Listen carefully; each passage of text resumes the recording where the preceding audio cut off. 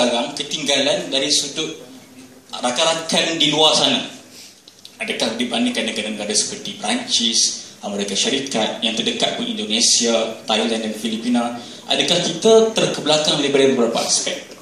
Saya sentuh yang pertama, adakah betul mahasiswa ini terkebelakang daripada generasi sebelum di Malaysia?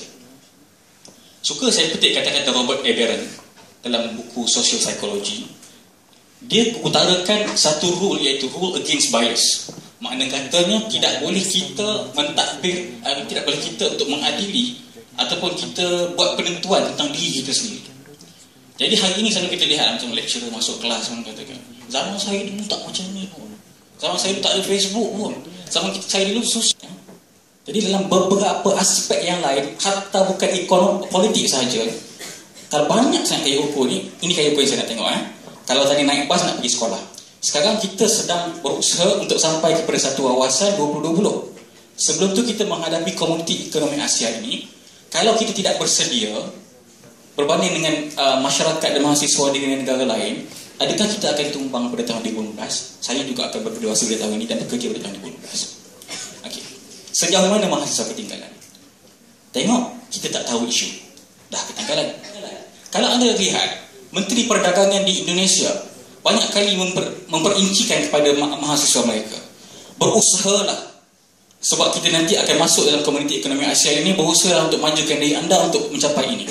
Tapi dekat tempat kita, adakah mahasiswa ini disedarkan dan dididik untuk kita bersedia pada komuniti ekonomi Asia ini?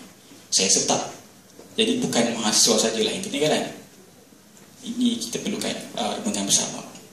Dalam konteks global pula, saudara-saudari, saya berpeluang untuk join 1-2 program yang melibatkan pelajar antarabangsa. Pertama, saya masuk pidato antarabangsa bahasa Melayu. Orang Rusia yang cantik-cantik datang sini cakap bahasa Melayu. Dia punya ayat tu, ya Allah Ta'ala. Itu yang pertama. Yang kedua, saya pergi ke Hong Kong untuk World Youth Leadership Program. Kita dapat lihat perbezaan identiti. Nak kata intelektual ini jauh sangat kita ketinggalan, tidak.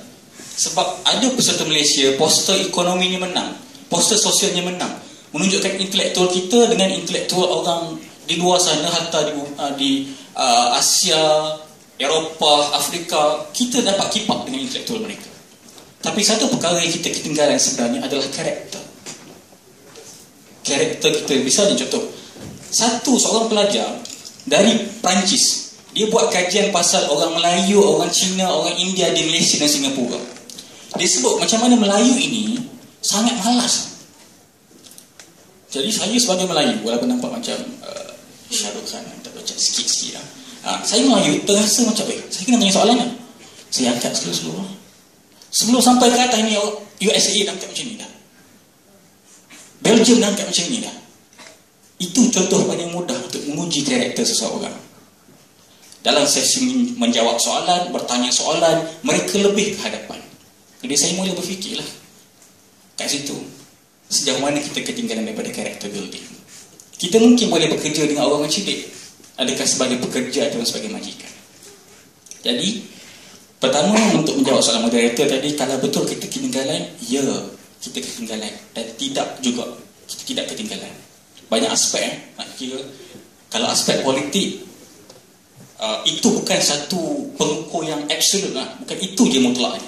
Banyak lagi perkara lain yang saya sebut tadi, komoditi ekonomi ASEAN, karakter building dan sebagainya.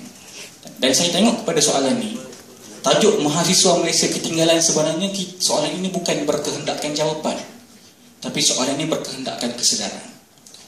Di akhir kita punya forum ni, bukan kita nak cari betul ataupun tidak mahasiswa Malaysia ketinggalan, tapi kalau ketinggalan, kenapa, apa, bagaimana untuk kita overcome the problem. Dan kalau tidak ketinggalan, apa yang kita boleh buat untuk keep up dengan track momentum semasa.